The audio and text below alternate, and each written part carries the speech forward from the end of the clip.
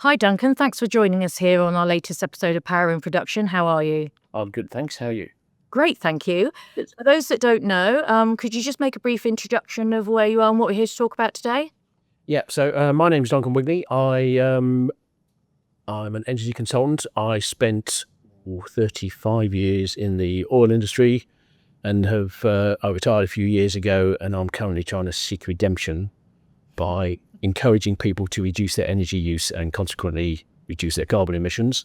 I've got a small consultancy, and we provide advice on how to reduce energy use, and we also give compliance advice around ESOS and SECRA, the two main pieces of UK legislation that apply to energy use and emissions, and here today specifically to talk about ESOS. Fantastic. Well, it's lovely to have you, and thanks for joining us. Just to sort of kick off, for those unfamiliar with ESOS, could you describe what exactly it is and who it would apply to? Yeah, sure. So ESOS, which stands for the Energy Savings Opportunity Scheme, is a piece of legislation that applies to UK-based companies. It's executed in phases. We're just in phase 3 at the moment, and those phases happen once every 4 years. So for companies that fall within the scope of the legislation, there's a requirement to report on your energy use once every 4 years. And you have to report that energy use to the Environment Agency. So ESOS applies to what the EA and Companies House refer to as large companies. And for you to be lucky enough to be a large company, you either have to employ 250 or more people within one of your organisations, or your turnover needs to be in excess of £44 million and your balance sheet needs to be in excess of £38 million. So there are two criteria. If either one or both of those apply, you're in scope for ESOS and have to file an ESOS report. And that's 250 people, or those financial limits of £44 million turnover and £38 million balance sheet. With phase 3 of ESOS now completed, why is it still a live issue for manufacturers? And could you kind of also briefly sort of summarise what phase 3 entails? Yes. Okay. So the way ESOS works is it's divided up into phases, into 4-year phases. In previous phases of ESOS, in phase 1 and phase 2 of ESOS, once you'd submitted your report to the Environment Agency, you could basically dust your hands, forget about it for 4 years, and then submit your report the next time it came round in 4 years later. What's happened with phase 3 is the Environment Agency have introduced a requirement to submit an action plan. And in that action plan, what you have to do is identify energy saving opportunities, which will have been identified as part of your ESOS reporting program. Identify energy saving opportunities you're going to implement, make an estimate of how much energy you're going to save by implementing them, and report those to the Environment Agency. And once you've reported those, you then have to give an annual update on your progress against those energy saving actions, again to the EA. So for phase 3, the ESOS reports originally were submitted a year and a half, 2 years ago. The action plan, the original action plan had to be submitted earlier this year. The EA got themselves in a bit of a tangle, so the dates slipped around a bit.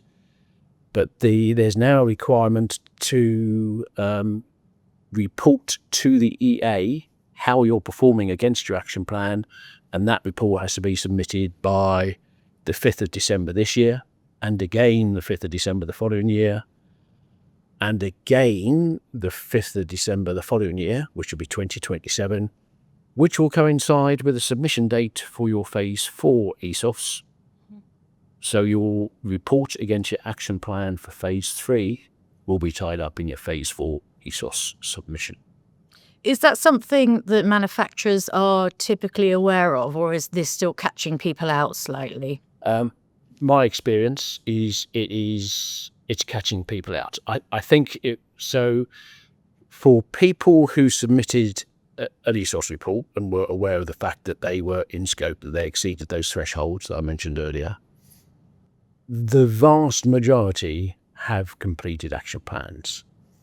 And I think also the vast majority are preparing to provide the action plan updates to the Environment Agency.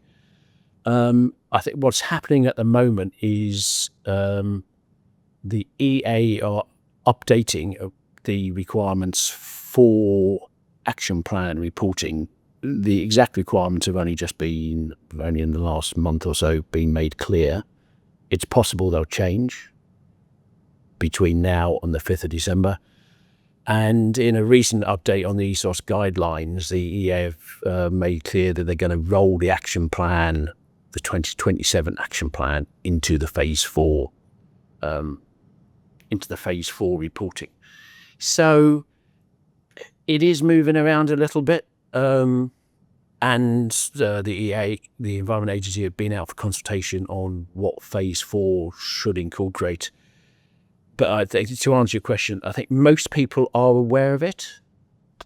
But I think, certainly in my experience, some companies are doing a better job of being prepared for the action plan submissions, and some will be sitting there on the 4th of December this year going, oh my goodness, we've got to submit an update tomorrow. What do we do? What do you think, the ones that are being more proactive, what do you think they're doing differently? So the ones that are doing what they're doing, the ones I think will be better at this, are they've set out their action plans, they've told the EA what they're going to do and when they expect to do it, and they're following an internal process. They're following a structured plan to implement whatever actions they said they're going to undertake, and they're checking in on it on a regular basis. The other thing is they've got someone in the organisation who's charged with the task of making it happen. Not solely, but it is part of a person's job description. And the people, I think the organisations that are most successful are the organisations that give that responsibility to someone who's in operations rather than someone in finance. Okay. So if a manufacturer was starting from scratch today, what would be the first thing you think they should do to be able to emulate more of the proactive businesses that are sort of getting ahead of it? Okay, if they were starting today, I think that the first thing they need to do is understand the requirements of the legislation as they apply to them. I would say this, wouldn't I, because I'm a consultant, but I think this is a good example of ask someone who knows about it to at least help guide you through the legislation. One thing I should have said about ESOS, didn't earlier, it is a requirement of the legislation that your ESOS action plan, when it's submitted, has been reviewed by an ESOS lead assessor. Okay. And ESOS lead assessors are appointed by 5 or 6 bodies in the UK. There's an examination process to demonstrate they've got the relevant expertise in energy savings. And whilst, if you choose, you can do most of the work associated with ESOS yourself internally, you need it reviewed by an ESOS lead assessor.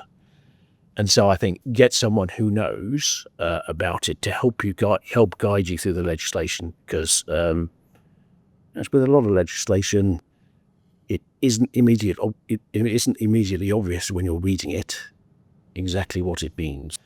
But the other thing that I think the other two things are have a clear accountability and responsibility in the organisation. Someone's got to own it, someone's got to drive it through, and that person needs to have some understanding of what it is they're doing.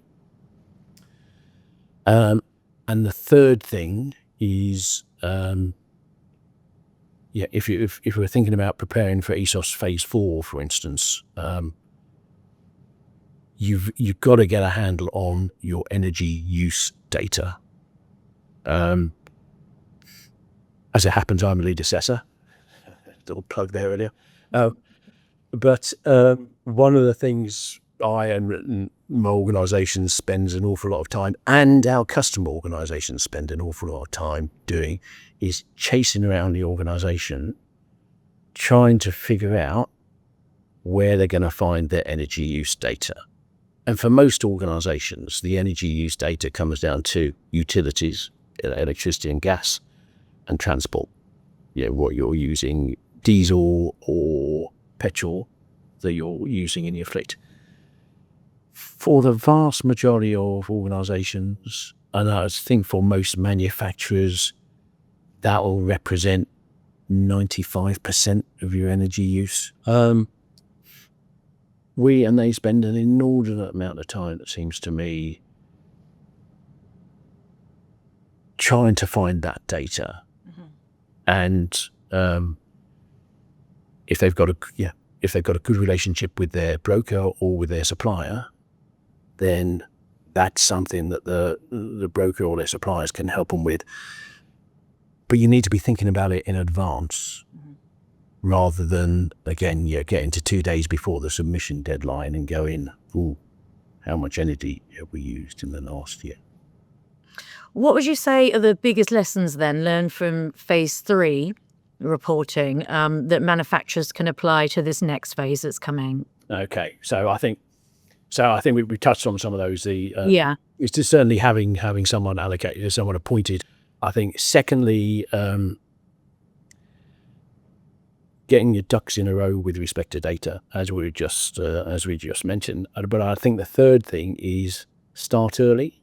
What tends to happen is it all gets concertinaed into the last year, and we've certainly had people. We had people phoning us up quite literally 2 weeks before the submission date, saying, "Help us."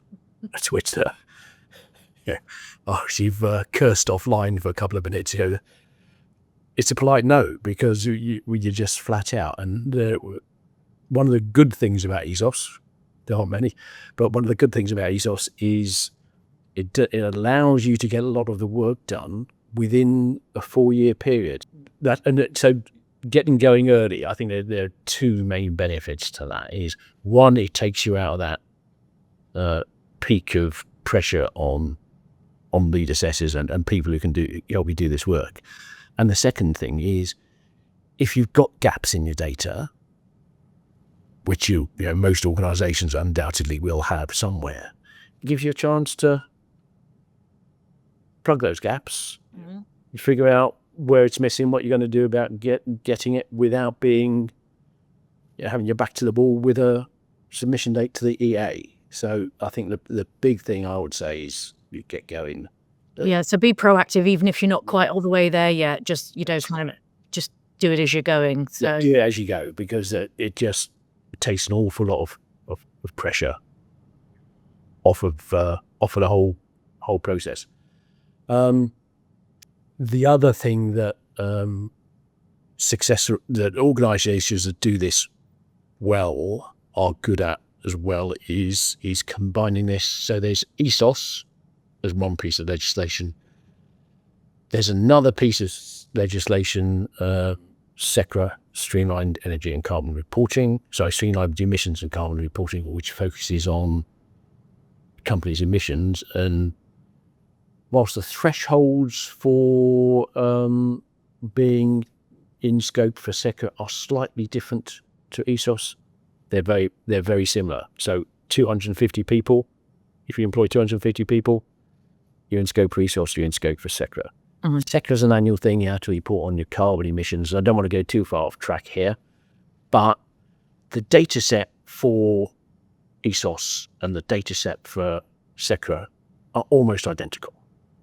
So if you're gathering ESOS data, you're gathering SECRA data and vice versa. Yeah. And the other thing, where what we're seeing with manufacturers, where we've got organisations that have got an ESG strategy or getting ESG pressure from their customer base to reduce their emissions, combine this as well with a carbon reduction plan. A lot of customers are calling for, show me your carbon reduction plan. And fundamentally, if you use less energy, you emit less carbon. Well, it's not rocket science. Some organisations view this purely as a compliance. ESOS is purely a compliance thing. Mm-hmm. And if you exceed the thresholds, you've got to do it. Yeah. But I think the organisations that get the most out of it do use it as an opportunity for reducing their energy use. That has a number or two main potential benefits. One, it reduces your emissions, as I mentioned a minute ago, and that's got to play well with your customer base, and you should be using it to engage your customer base, in my humble opinion. And the second thing is, if you use less energy, you spend less money on it. And again, that's not rocket science, is it? Which people can make that connection. And the crisis we had with pricing 18 months ago, you saw focused an awful lot of organisations on their energy use, and as that cost pressures, people have either become more used to it or it's lessened slightly, you can see the attention going away. But it is an opportunity to spend less money. And our advice to all of our customers is, probably shouldn't say this, but don't do it just because you feel you've got to do it because you told the EA you're going to do it. Do it because it makes good business sense. Mm-hmm. Just quickly returning to almost the physical submission of the reporting. Are there any new developments? How do they physically go about that reporting element of ESOS? So it's been in phase 3 submission. Yeah. And for the action plan submission. The Environment Agency introduced a web-based portal which has a set of standard questions which you have to answer via the portal. And those questions are around what's your energy use. They divide energy use up into 3 main categories, which is transport, business, and industrial processes. And they ask you specific questions in a structured way about those, and they will fall out of your ESOS reporting. For phase 3, the EA were launching that portal, and to say it faced some challenges in its implementation would be to understate some of the problems. It was a disaster of biblical proportion. Hopefully no one from the EA is going to be watching this, but it really was quite lumpy. I think it looks to me now as though that portal has become much more stable, and the way the EA are going to use it has become much more stable. But I think the good thing is what you need to tell the EA is very structured, and for both the original ESOS submission and your action plans, you can choose to a large extent what you tell the EA. So for instance, for most of our customers, we've identified, as part of the ESOS process, we've identified energy saving opportunities. We've made an estimate of, if you implement this, then you'll save this much energy. Generally, what we advise our customers to do is to tell the EA they're going to save less than they believe they're going to save for the business case. Some customers choose not to do that. And just for the avoidance of doubt, there are no penalties associated with failure to make the energy savings you've stated you intend to make. But you can basically tell the EA whatever you want to tell the EA in terms of how much you're going to save. So at this stage, with the action plans being a relatively new thing, our advice is to set your bar reasonably low. But the process now by which you submit both your ESOS compliance reporting and your action plans via the portal, I think once you've got your head around it, it's relatively straightforward. Part of the problem is, for most organisations, most people are only going to need to go to that EA portal once a year. So you feel kind of in terms of usability that it should be a much more simple process now. Yeah, it is a relatively simple. It is a simple process. You go in, it asks you a question, and most of those questions, they're not open-ended. They're not open-ended questions. It's either a yes or no, or put a number in. What are manufacturers telling you guys at the moment? Are they feeling confident about this next phase, or are they feeling a bit overwhelmed with everything at the moment? I don't think. I think a lot of them are a bit bemused, Mm-hmm. and a lot of them view it as a burden. As the number of people I've had say to me, "This is just another thing I've got to get done, and it's not really helping me." Yeah. I think that's a common theme, which I sympathise with to some extent. But there's quite a lot of things, I have to do, like my tax return. Don't really enjoy doing it, but it's got to be done. So businesses that have got their arms around it, understand the process, accept the fact it's got to be done. Yeah. And then view it as an opportunity to do best. So it's a real mix. I think where we're seeing more related frustration maybe, or people are feeling slightly overwhelmed, is when they're getting questions from their customer base that cover similar areas, and it's trying to figure out, okay, how do I use the information that has been gathered together and reported in my ESOS report to respond to these supplier questionnaires about my carbon reduction, what am I doing about my scope 1, my scope 2 and my scope 3 emissions. So essentially, kind of I think the underlying message really with an advice with this would be just a start. Try and be proactive about it. Absolutely. Actually, as long as you're collating that data as you're going, Yeah, that will also help you with any scope 3 questions that you're getting coming from customers into the supply chain. And doesn't all have to be there, as long as you can show that you're actually tracking that and you've got a plan in place. Yeah, and I think good example of that is it's a customer. We have a customer who is not in scope for ESOS, but he's getting an awful lot of questions, and they're getting out in front of it because of the drive from their customer base. They're getting themselves lined up for ISO 14001, doing a number of things. And the thing that sticks in my mind about that organisation is they got someone in the business whose job it is to worry about this stuff. It's not her sole job, but she's got her arms around it. She understands it. When obviously you've got somebody that's sort of sitting in the business and they have been given ownership of it and accountability of it, and they're effectively maybe starting from scratch, or if they don't have the benefit of, for example, energy consumption tracking tools, and they how then would you recommend that? How do they get started? How do they record it?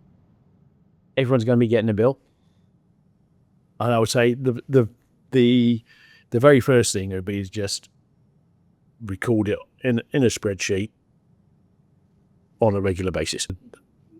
One of the big problems we have is you go to organisation, they go to accounts can tell you how much money they've spent on it, on energy, but they can't tell you how much energy they've used. And what ESOS requires you to report in energy units, kilowatt hours. Doesn't allow you to spend in pounds. Obviously, cost per energy is up and down. So the first thing, I think, he's getting those processes in place. Yeah. So to record it regularly. Certainly with electricity, I'm big fan of half-hourly meters because that gives you granularity of data, and it's one thing, to be perfectly frank, looking at 12 individual, across a year, looking at 12 individual monthly uses to make up the year doesn't really tell you very much. It can't really tell you very much. So I'm a big fan of half-hourly meters. And I'm also a big fan of energy monitoring systems that can be put in place relatively cheaply, and also mean, as an organisation, you own that data. You don't have to go cap in hand to your supplier to ask for your energy use data. Are the more proactive organisations, when it comes to ESOS, are they investing in analytics tools for their... Yeah, so they can almost kind of start drilling down by... Yeah, so we've got a number of customers who, as a result of ESOS, are putting in energy monitoring systems, not energy management systems. There's not a super amount of intelligence associated with it, but there's a bit of analytics associated with that, so that you'll get alerts if there's an anomaly in your electricity use, for instance. Well, we're seeing energy monitoring systems going in across the board. The telematics, the transport related stuff, that only really applies to people who operate largish fleets of vehicles. But then I think we've also seen, thinking more about manufacturing, we've got manufacturers who are putting in voltage optimization units, which is a way of using less energy or paying for less energy as well. We've got people who haven't got there yet, but are looking at putting in waste heat recovery systems. We do quite a bit in the food manufacturing sector, and there's no shortage of people there who heat things up very quickly and then cool them down very quickly. And both of those, if you're keeping something cool, there's waste heat, and you can recover that to use at the front end. And the ESOS process doesn't go into that in minute detail, but it initiates things because it's flagged up there's an opportunity there. Quite a lot of the opportunities we see are not just about the application of technology. There's behavioural aspects to it as well. And it all kind of hangs together. So having someone in the business who's responsible for this, and if you start sensitising the organisation to potential benefits, then people start thinking of things for themselves.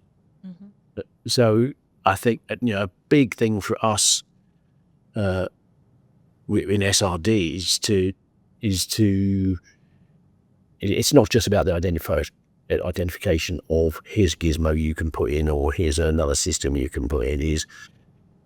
To be honest, it ain't going to make a blind bit of difference if no one implements it. So there's quite a big behavioural piece around this as well. So it's not just about having a person in the organisation with the responsibility for it. You do need C-suite buy-in to the whole process. So I think another thing that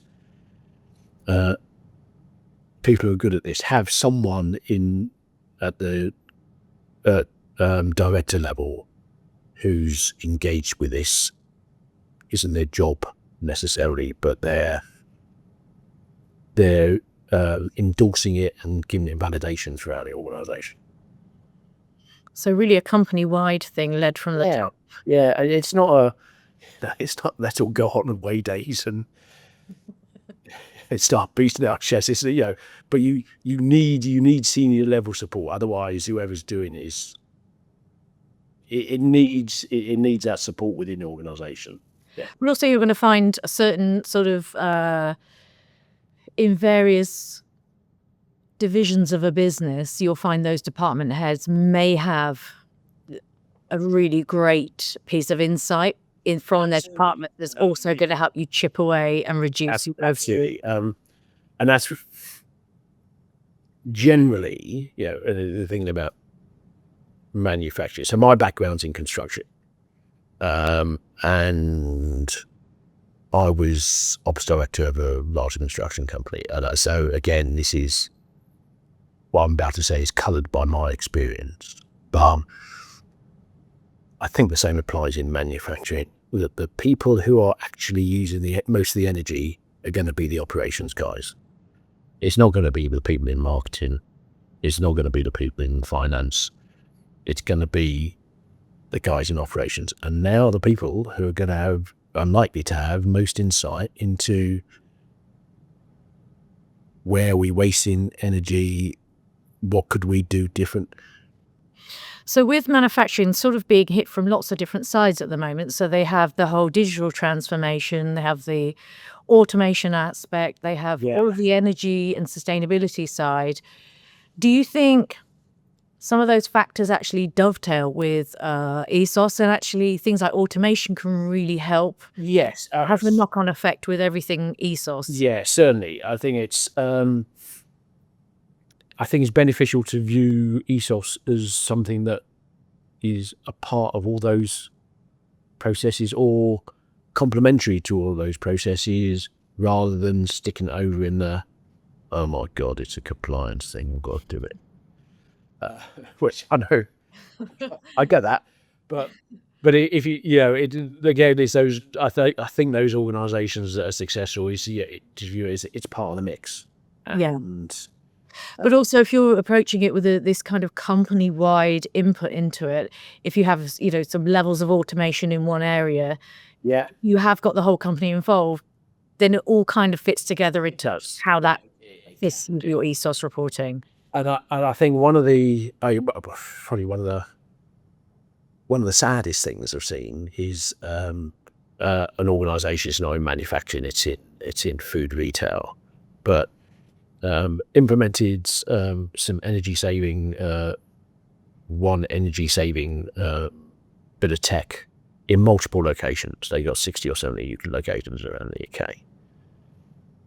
Put a business case together, implemented the technology, but then didn't have the ability to measure the impact of the implementation of their technology. They couldn't tell how much energy they were saving from doing it. Right. And it's back to what we were saying earlier.